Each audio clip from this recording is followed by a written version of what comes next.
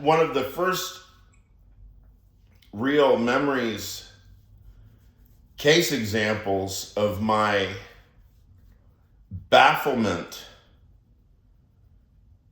in the face of unreason was Konstantine's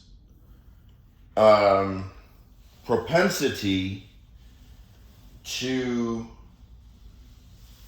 never keep any appointment that he had with me.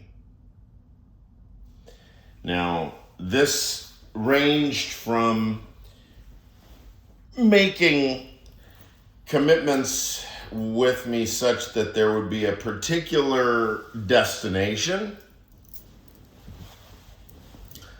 or a destination plus a time.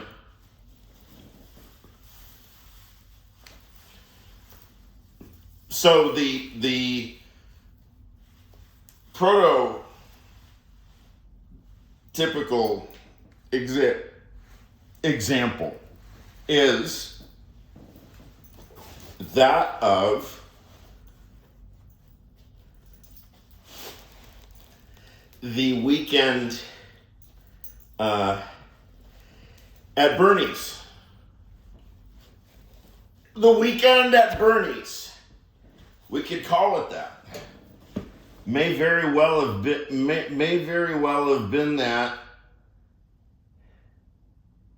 Somehow I think that it's weekend at Bernie's, but except that I'm Bernie in this type of example.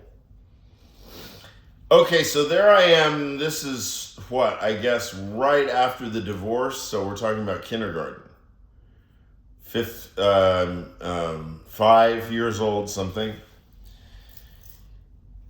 And so, I would call my dad quite frequently, and, he was at the warehouse already. They had the warehouse then. He had hamburger stands. This is 1980, so I knew all the phone numbers. Anyway, hi Dad, when are you going to pick me up? Okay, I'll pick you up tomorrow morning at 9 a.m. We're talking about Saturday morning. Okay. Are you sure, Dad? 9 a.m. Because last time you told me 9 a.m., it wasn't 9 a.m., and I got really upset. No problem, I'll pick you up at 9 a.m. So there is my fucking pathetic self. What I would do is, I don't know if you know that Saturday Night Live skit. It's an advertisement for a Fisher Price Wells for taciturn boys or something like that.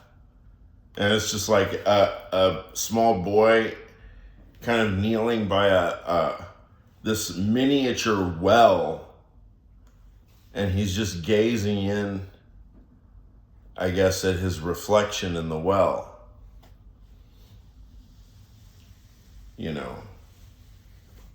Deeply reflective.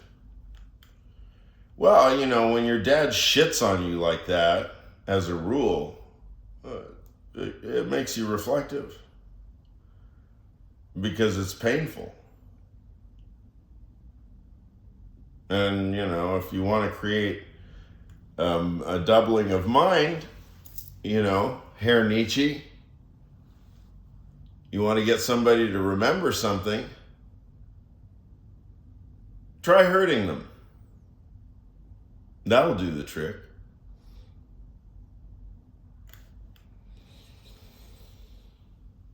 That's the only reason for anger. And it's a shit reason. Because anger is a shit phenomenon. I don't think we need very much. I don't even know what really anger is. Is it just unbound libidinal energy that is that the individual finds uninterpretable? And so they grab onto, I mean, at the most base articulations, of course, of anger, the most base kind of articulations of anger, you do get something that is almost strictly without reason. It's almost as though, in fact, it is, that once reason gets injected into the situation, reason has I mean, it's not a foolproof, but if you run around injecting reason into violent situations, yeah, you'll disable the violence. You will definitely disable the violence. I mean, the violence will not be diffused, but it'll definitely get shaken up and rerouted in various ways.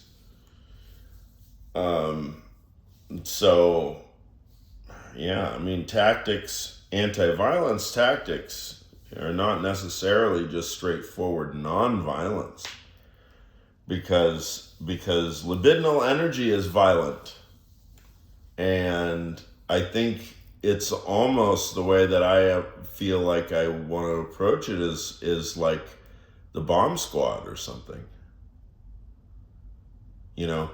You've got this quantum of this incendiary, whatever, metaphorical device, right? Purely fictitious metaphorical device, incendiary device that has extraordinary explosive power. You don't want to hold it in your hand, right? And pull the pin and go right up to your friend and say, "Hi, nice to meet you." Pow! You blow each other up. No. These are fake metaphors, or real metaphors, indicating fake discourse. Please. But I think that, I wouldn't use the explosive device as a metaphor unless it was useful. I think it quite is. Because I mean, this is one of the things, I was talking to Dale yesterday.